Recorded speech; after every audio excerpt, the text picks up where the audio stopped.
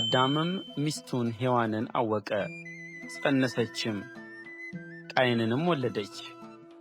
እርሷም ወንድ ልጅ ከእግዚአብሔር አገኘሁ አለች። ደግሞም ወንድሙን አቤልን ወለደች። አቤልም በግ ጠባቂ ነበረ፣ ቃየንም ምድርን የሚያርስ ነበረ። ከብዙ ቀንም በኋላ ቃየን ከምድር ፍሬ ለእግዚአብሔር መሥዋዕትን አቀረበ። አቤልም ደግሞ ከበጎቹ በኵራትና ከስቡ አቀረበ። እግዚአብሔርም ወደ አቤልና ወደ መሥዋዕቱ ተመለከተ፣ ወደ ቃየንና ወደ መሥዋዕቱ ግን አልተመለከተም። ቃየንም እጅግ ተናደደ፣ ፊቱም ጠቈረ። እግዚአብሔርም ቃየንን አለው፣ ለምን ተናደድህ? ለምንስ ፊትህ ጠቈረ? መልካም ብታደርግ ፊትህ የሚበራ አይደለምን? መልካም ባታደርግ ግን ኃጢአት በደጅ ታደባለች፣ ፈቃድዋም ወደ አንተ ነው፣ አንተ ግን በእርስዋ ንገሥባት። ቃየንም ወንድሙን አቤልን ና ወደ ሜዳ እንሂድ አለው። በሜዳም ሳሉ ቃየን በወንድሙ በአቤል ላይ ተነሣበት፣ ገደለውም። እግዚአብሔርም ቃየንን አለው፣ ወንድምህ አቤል ወዴት ነው? እርሱም አለ፣ አላውቅም፣ የወንድሜ ጠባቂ እኔ ነኝ አለው። ምን አደረግህ? የወንድምህ የደሙ ድምፅ ከምድር ወደ እኔ ይጮኻል። አሁንም የወንድምህን ደም ከእጅህ ለመቀበል አፍዋን በከፈተች በምድር ላይ አንተ የተረገምህ ነህ። ምድርንም ባረስህ ጊዜ እንግዲህ ኃይልዋን አትሰጥህም፣ በምድርም ላይ ኰብላይና ተቅበዝባዥ ትሆናለህ። ቃየንም እግዚአብሔርን አለው፣ ኃጢአቴ ልሸከማት የማልችላት ታላቅ ናት። እነሆ ዛሬ ከምድር ፊት አሳደድኸኝ፣ ከፊትህም እሰወራለሁ፣ በምድርም ላይ ኰብላይና ተቅበዝባዥ እሆናለሁ፣ የሚያገኘኝም ሁሉ ይገድለኛል። እግዚአብሔርም እርሱን አለው፣ እንግዲህ ቃየንን የገደለ ሁሉ 7 እጥፍ ይበቀልበታል። እግዚአብሔርም ቃየንን ያገኘው ሁሉ እንዳይገድለው ምልክት አደረገለት። ቃየንም ከእግዚአብሔር ፊት ወጣ፣ ከዔድን ወደ ምሥራቅ በኖድ ምድር ተቀመጠ። ቃየንም ሚስቱን አወቀ፣ ፀነሰችም፣ ሄኖሕንም ወለደች። ከተማም ሠራ፣ የከተማይቱንም ስም በልጁ ስም ሄኖሕ አላት። ሄኖሕም ጋይዳድን ወለደ። ጋይዳድም ሜኤልን ወለደ።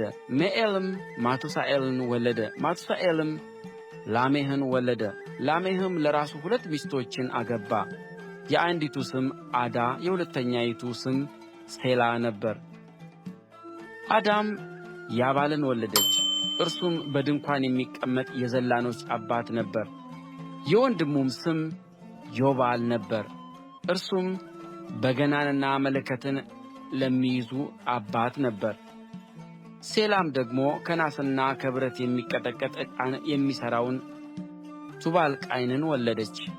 የቱባልቃይንም እኅት ናዕማ ነበረች።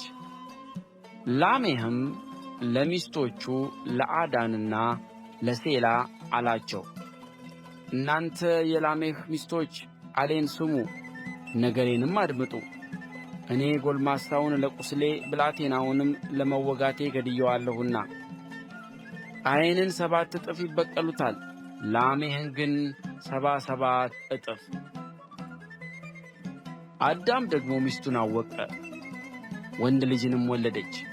ስሙንም ቃየን በገደለው በአቤል ፋንታ እግዚአብሔር ሌላ ዘር ተክቶልኛል ስትል ሴት አለችው። ለሴትም ደግሞ ወንድ ልጅ ተወለደለት፣ ስሙንም ሄኖስ አለው። በዚያን ጊዜም በእግዚአብሔር ስም መጠራት ተጀመረ። የአዳም የትውልዱ መጽሐፍ ይህ ነው። እግዚአብሔር አዳምን በፈጠረ ቀን በእግዚአብሔር ምሳሌ አደረገው፣ ወንድና ሴት አድርጎ ፈጠራቸው፣ ባረካቸውም። ስማቸውንም በፈጠረበት ቀን አዳም ብሎ ጠራቸው።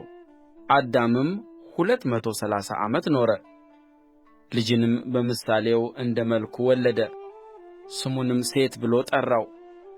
አዳምም ሴትን ከወለደ በኋላ የኖረው 700 ዓመት ሆነ፣ ወንዶችንም ሴቶችንም ወለደ።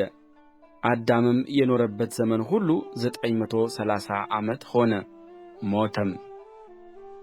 ሴትም 205 ዓመት ኖረ፣ ሄኖስንም ወለደ። ሴትም ሄኖስን ከወለደ በኋላ የኖረው 707 ዓመት ሆነ፣ ወንዶችንም ሴቶችንም ወለደ። ሴትም የኖረበት ዘመን ሁሉ 912 ዓመት ሆነ፣ ሞተም። ሄኖስም 190 ዓመት ኖረ፣ ቃይናንም ወለደ። ሄኖስም ቃይናን ከወለደ በኋላ የኖረው 715 ዓመት ሆነ፣ ወንዶችንም ሴቶችንም ወለደ። ሄኖስም የኖረበት ዘመን ሁሉ 905 ዓመት ሆነ፣ ሞተም። ቃይናንም 170 ዓመት ኖረ፣ መላልኤልንም ወለደ።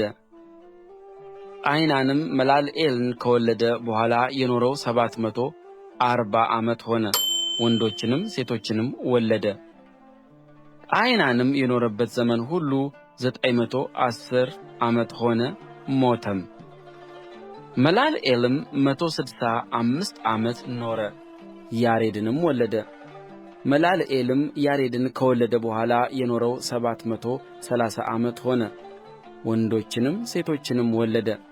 መላልኤልም የኖረበት ዘመን ሁሉ 895 ዓመት ሆነ፣ ሞተም። ያሬድም 162 ዓመት ኖረ፣ ሄኖክንም ወለደ። ያሬድም ሄኖክን ከወለደ በኋላ የኖረው 800 ዓመት ሆነ፣ ወንዶችንም ሴቶችንም ወለደ። ያሬድም የኖረበት ዘመን ሁሉ 962 ዓመት ሆነ፣ ሞተም። ሄኖክም 165 ዓመት ኖረ፣ ማቱሳላንም ወለደ። ሄኖክም አካሄዱን ከእግዚአብሔር ጋር አደረገ። ማቱሳላንም ከወለደ በኋላ የኖረው 200 ዓመት ሆነ፣ ወንዶችንም ሴቶችንም ወለደ። ሄኖክም የኖረበት ዘመን ሁሉ 365 ዓመት ሆነ። ሄኖክም አካሄዱን ከእግዚአብሔር ጋር ስላደረገ አልተገኘም፣ እግዚአብሔር ወስዶታልና።